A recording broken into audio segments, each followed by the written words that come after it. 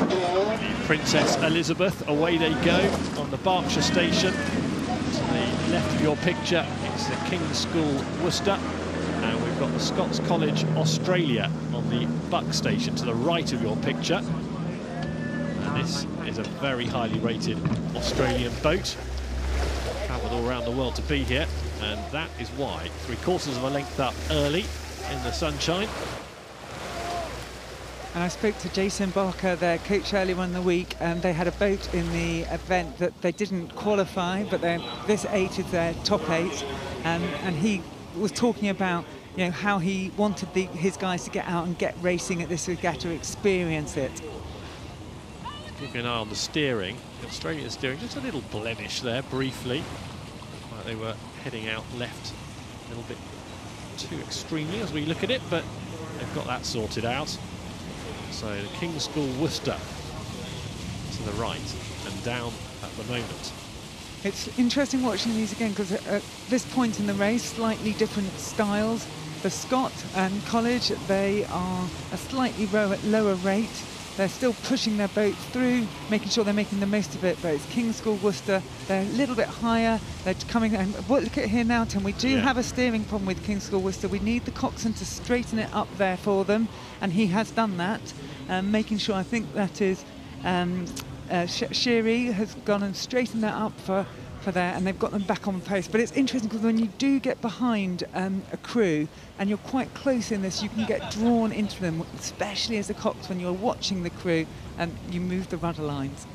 Well, he recovered it well without the umpire's intervention. I think he was just about ready to go for his flags and to suggest that the boat, the King's School Worcester, wants to get back on their own side. It was an inadvertent mistake, certainly no advantage to be had from veering out into the middle of the course. And the Australian boat there, this is a boys-only school in Bellevue Hill, which is in the eastern suburbs of Sydney. The Scots College, Australia. Loads of Wallabies rugby players have come through this school, and jockey Hugh Bowman as well, who not far from here had his finest moment in his career at Royal Ascot a few years ago.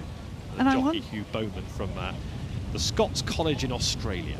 And I wonder if their official school uniform is the kilts, because I saw some of the crews that were the students who were coming to support them with the Scots College blazers on, which looked very smart, and then their kilts as well. So they're somewhere in Stewart. They were below the knee, so I think they were allowed in. Just about, yeah. So they are doing nicely here. I think their coach will be pleased with what they've produced.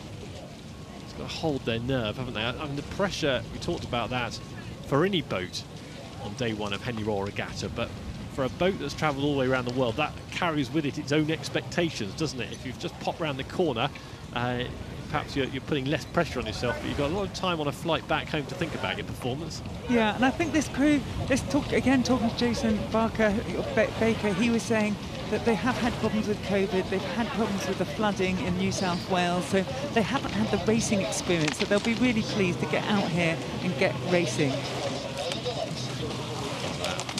Past the midway point in this race.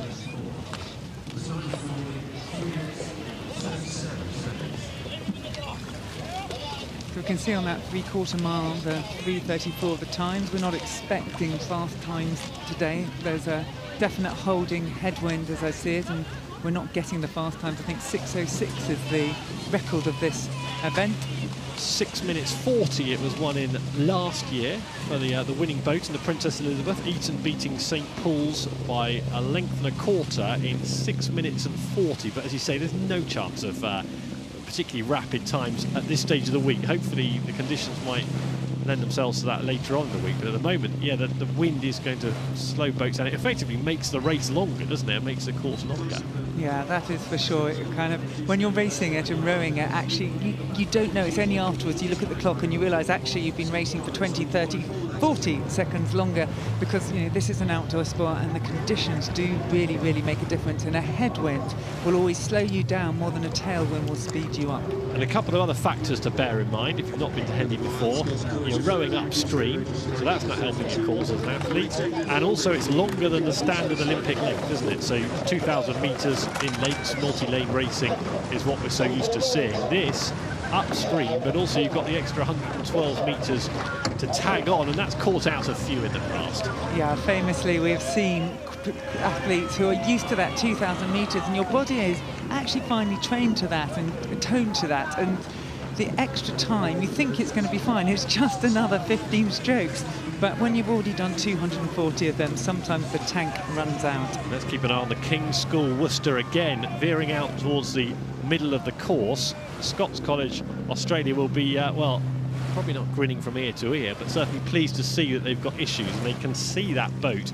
So psychologically, that's going to give them a boost, and they can see the King's School Worcester boat wobbling out towards the middle of the course, and being in their wash is not going to help them, is it? They want to get clear of the slipstream of and you could just see the bowman Watkins turn around. He looked over his left-hand shoulder. He was checking out where the Scots College Australia were, because he can feel that wash and wants to know, are we catching up on them? And look, this is a crew that have done well. They've won medals in the bull along this season. But again, they have met a world-class crew in this first round, and that's the joy of Henley. Last few strokes, it's that 112 metres extra that we're watching the Australians go through now. I don't think they'll be feeling too much pain, no.